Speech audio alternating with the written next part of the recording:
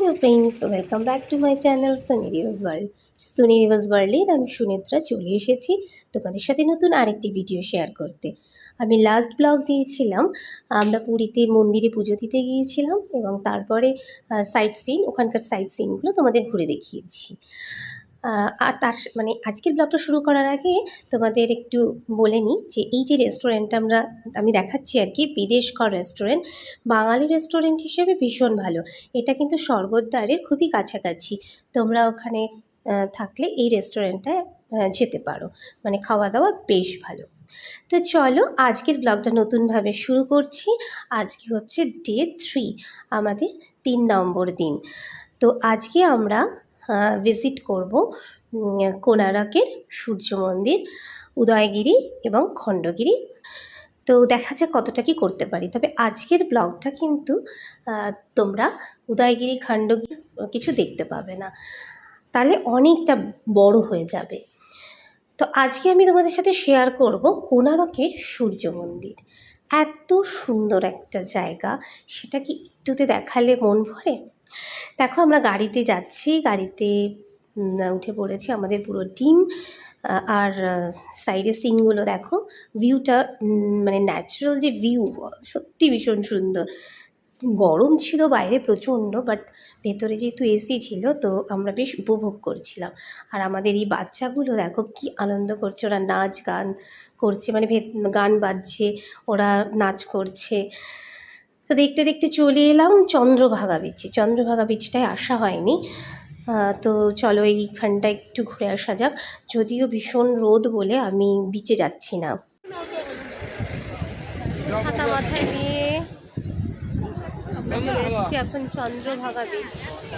ঠিক আছে, ছাতাটাই বোধহয় শুধু দেখা যাচ্ছে, দেখাচ্ছি চলো।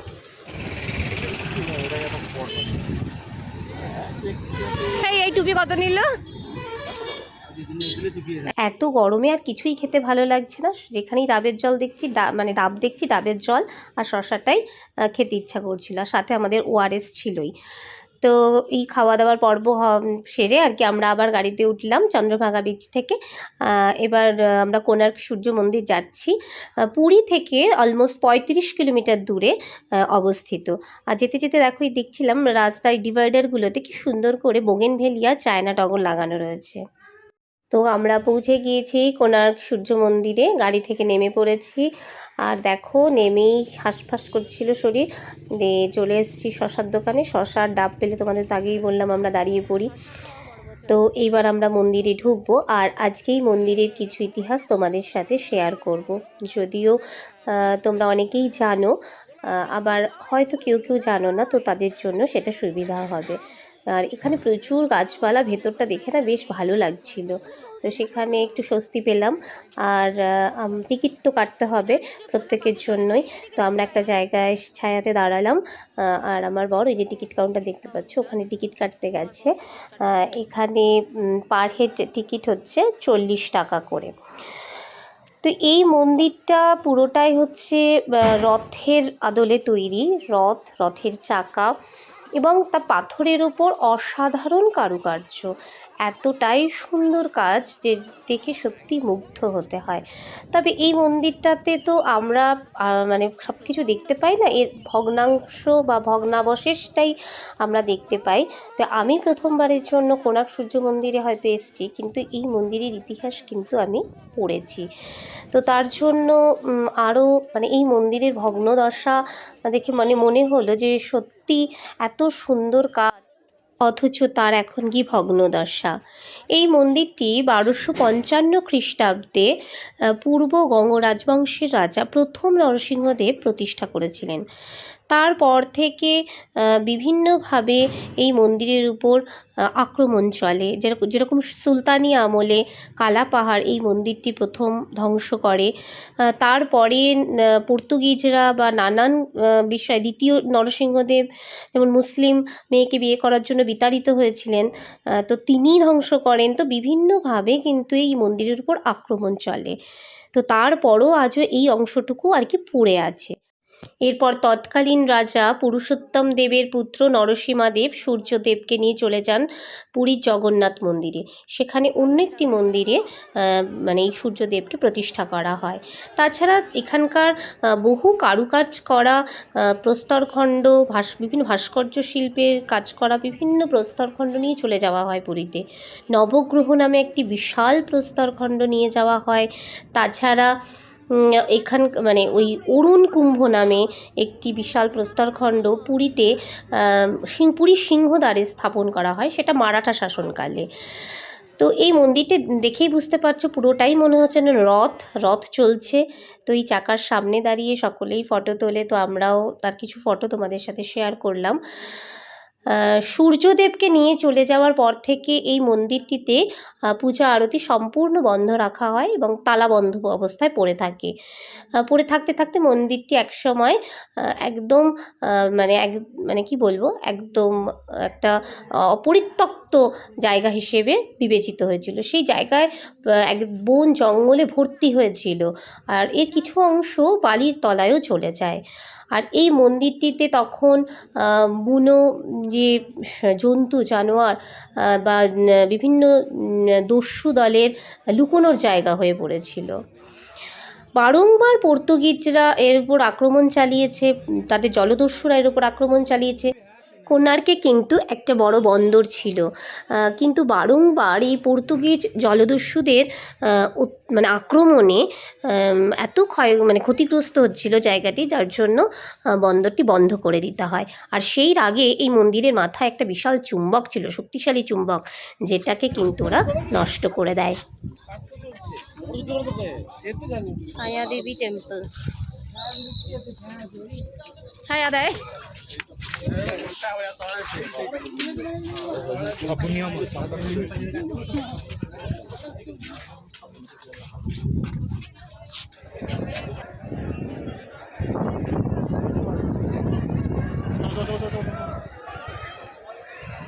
এই মন্দিরটি ঘুরে আমার কিন্তু অসাধারণ লেগেছে।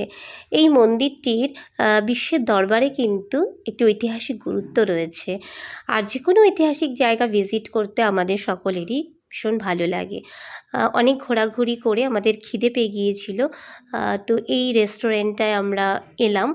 এখানে এসে আমরা একদম ভেজ থালি নিয়েছি, দেখতেই পাচ্ছ তোমরা, ভাত, ডাল, সবজি, পাঁপড়, লাস্টে টক দইও নিয়েছিলাম। তো ভেজ ছাড়া এখন কিছু খাওয়ার মতো নয়। এটা হচ্ছে ভারত ফ্যামিলি ধাবা একটা। তো এখান থেকে খাওয়া দাওয়া সেরে আমরা গাড়িতে উঠে পড়লাম। এইবার আমরা যাবো আর একটা নতুন জায়গায়, সেটা হচ্ছে ধওয়ালগিরি। দেখো ধওয়ালগিরিতে এটা পাহাড়ের ওপর, আমরা কিন্তু আস্তে আস্তে পাহাড়ের ওপর উঠছি, তোমরা কিন্তু দেখে নিশ্চয়ই বুঝতে পারছো। গেলাম ধওয়ালগিরিতে, এখানে মন্দির রয়েছে আর বৌদ্ধ প্রাচীর স্তূপ রয়েছে। এই জায়গাটা থেকে পুরো ভুবনেশ্বর শহরটাকে দেখা যাচ্ছে। এই এই পাহাড়ের ওপর থেকে ভুবনেশ্বর শহরটাকে কিন্তু ব্যাপক লাগছিল, তো সেটাই আমি একটু ক্যামেরা বন্দি করে নিয়ে। বাহ,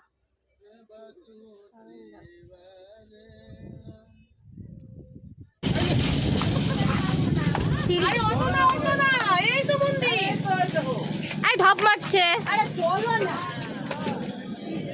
আমরা এবার বেশ কয়েকটি সিঁড়ি বেয়ে উঠছি মন্দিরে। এই মন্দিরে কিন্তু পুজো দেওয়ার ব্যবস্থা আছে, যারা মনে করবে পুজো দিতে পারো তারা। তো এখানে কিন্তু ওই গজা যেটা সেই টাইপের জিনিসও কিন্তু বিক্রি হয়। পুরীর যে গজা বলবো না, খাজা গজা যে যাই বলে, তো সেটা বিক্রি হয়। তো এই জায়গাটিরও কিন্তু একটি বিশেষ গুরুত্ব রয়েছে।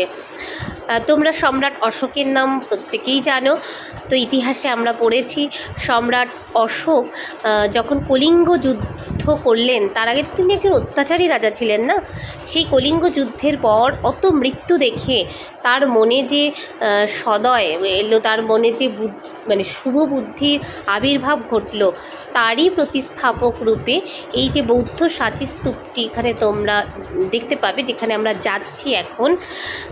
তো সেইটা হচ্ছে ওই যুদ্ধের পরে, কলিঙ্গ যুদ্ধের পরে তার মনে যে পরিবর্তনটা এলো, তিনি একজন অত্যাচারী রাজা থেকে একজন দয়ালু রাজাতে পরিবর্তিত হলেন। এবং তিনি বৌদ্ধ ধর্ম গ্রহণ করেছিলেন। এই বৌদ্ধ ধর্ম শান্তির ধর্ম, সেই ধর্মের প্রচার তিনি সারা দেশ বিদেশে করেছিলেন এবং এই বৌদ্ধ সাচি স্তূপটি কিন্তু তারই নিদর্শন। এই জায়গাটিও কিন্তু ভীষণ সুন্দর, এর দেওয়ালেও খুব সুন্দর কারুকাজ করা রয়েছে। বুদ্ধদেবের বিভিন্ন সময়ের বিভিন্ন চিত্র এখানে কিন্তু ফুটে উঠেছে।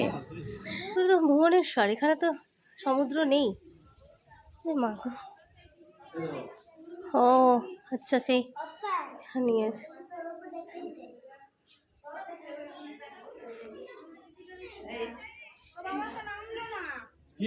পুরোটাতেই এরকম কাজ আছে। কাজগুলো একদম সামনে থেকে দেখাই।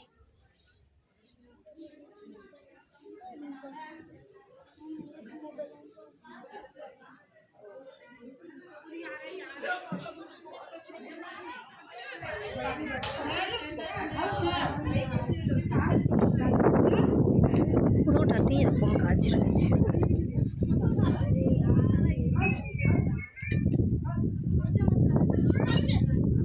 এনারা টায়ার্ড হয়ে বসে পড়েছেন। তা কেমন লাগছে বাড়ি তোমার ঘুরে? ভালো লাগছে? তুমি কি কিনেছো? এটা চকলেট, পয়সা চকলেট, কয়েন চকলেট। আর মামা, তোমার পুরী ঘুরে কেমন লাগলো? মুখে কিছু বলো। আর তুমি এখানে কোথায় এসছো? এটা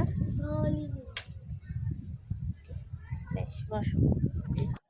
কেউ বলে ধবলগিরি, কেউ বা বলে ধৌলগিরি পাহাড়। এখান থেকে আমাদের মন্দির দর্শন কমপ্লিট হয়ে গেল। এবার আমরা এখান থেকে বেরিয়ে যাচ্ছি। আমরা কিন্তু আজকে আরও বেশ কয়েকটি জায়গায় যাব, প্রথমেই বলেছি তোমাদেরকে সেটা, তবে পুরোটা দেখাতে গেলে একটা ব্লগে সম্ভব নয়। তো সেই জন্য এই ব্লগটি কন্টিনিউ থাকবে। এর নেক্সট পার্টটার জন্য অবশ্যই তোমরা ওয়েট করো।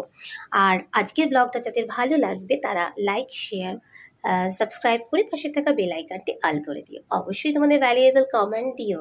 তোমরা সবাই ভালো থেকো, সুস্থ থেকো। টাটা।